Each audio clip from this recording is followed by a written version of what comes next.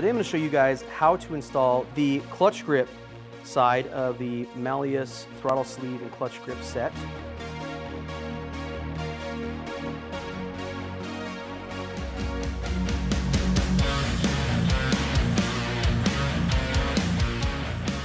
There are 3 set screws on it. And an installation of this is incredibly easy. You just slide it on the bar, and then you tighten the set screws. And I do each one till it stops.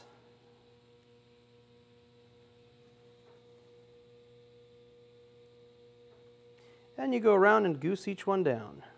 And I do recommend using Loctite, red Loctite on these. They'll stay put, they won't go anywhere.